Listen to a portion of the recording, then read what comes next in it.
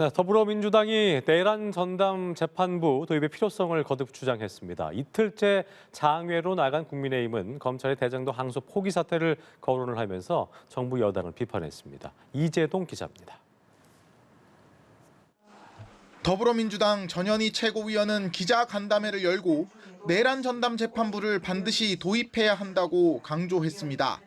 내란 전담 재판부야말로 조희대 사법부의 내란 종식 방해를 막아낼 가장 확실한 안전장치라고 설명했습니다. 당 법사위원들은 물론 지도부도 필요성에 공감하고 있다며 이재명 대통령이 해외 순방에서 돌아온 이후 본격 논의가 재개될 것을 예고했습니다. 국민의힘이 장외 여론전에 돌입한 가운데 이를 겨냥한 비판 발언들도 나왔습니다. 정청래 대표는 SNS를 통해 재판 중계로 너무도 초라하고 비루한 윤석열을 다시 보면서 윤 어게인을 외치는 윤석열 옹호 세력에게 누가 마음을 열어주겠는가라고 지적하기도 했습니다. 어제 부산과 울산에 이어 오늘 경남 창원에서 민생회복 법치수호 국민대회를 연 국민의힘은 검찰의 대장동 항소 포기 사태를 거론하며 7,800억 원 항소 포기는 대한민국을 포기한 것이라고 비판했습니다. 장 대표는 자신을 레드 스피커라 칭하며 이제 국민들께서 레드 카드를 들 때가 됐다고 강조했습니다. 그러면서 이재명 대통령을 향해 국민의 자유를 잡아먹는 괴물 정권을 끝내야 한다고 쏘아붙였습니다. 한편 조국혁신당은 조국 전 비상대책위원장을 새 대표로 선출했습니다. 조 신임 대표는 찬반 투표에서 누적 득표율 98.6%를 기록하며 압도적 지지를 받았습니다. 조 신임 대표는 수락연설을 통해 팬덤에 의존하는 정치 대신 국민의 삶과 대한민국의 미래를 새롭게 만드는 큰 정치를 하겠다며 민생 개혁 정당이 되겠다고 포부를 밝혔습니다. 연합뉴스TV 이재동입니다. 더불어민주당이 조희대 대법원장을 향한 비판 수위를 끌어올렸습니다.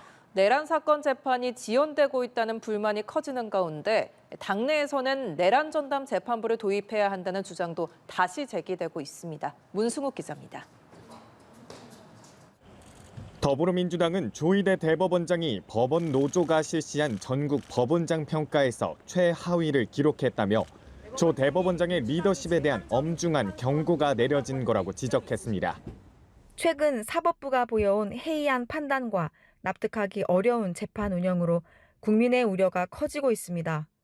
사법부가 일부러 재판 절차를 지연하는 것이라면 그것은 사법권을 포기하는 것이며 내란 사건을 맡은 지기현 부장판사도 콕 집어 비판했습니다.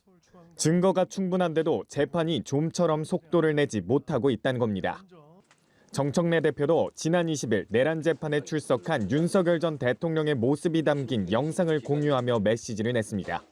정 대표는 SNS에 이런 자가 대통령이었다니 그런데 아직도 윤어게인을 외치는 자들이 있는 게 더 비루하고 처참하다고 적었습니다. 특검의 영장 기각이 이어지고 내란 재판도 제자리라는 위기감 속에 강경파 의원들은 내란 전담 재판부 카드를 다시 꺼내드는 분위기입니다. 내란 전담 재판부, 특검 영장 전담 판사 즉각 도입해야 합니다. 지도부와는 온도차가 엿보입니다. 대통령의 순방 외교가 빛이 바래지지 않도록 당에서는 당정대 간 지금 조율을 하고 있다 이런 말씀드리고 일단 속도 조절에 나선 민주당은 이 대통령의 순방이 끝난 뒤 당정대 간 논의를 거쳐 내란 전담 재판부 추진 여부를 결정하겠다는 입장입니다. 연합뉴스TV 문승욱입니다. 더불어민주당이 조희대 대법원장이 법원 노조가 실시한 전국 법원장 평가에서 최하위를 기록했다며 사법부 구성원조차 조 대법원장의 리더십을 신뢰하지 않는다는 엄중한 경고라고 비판했습니다. 백승아 원내 대변인은 오늘 서면 브리핑을 통해서 최근 사법부가 보여온 해이한 판단과 납득하기 어려운 재판 운영으로 국민의 우려가 커지고 있다며 이같이 말했습니다. 그러면서 이미 충분한 수사와 증거가 확보된 사건임에도 불구하고 내란 재판이 제자리 걸음을 하고 있다고 지적했습니다. 이어서 서울 서부지법 난입 사건에서도 줄줄이 집행유예가 내려지고 있다며 국민의 상식과 동떨어져 있다고 비판했습니다.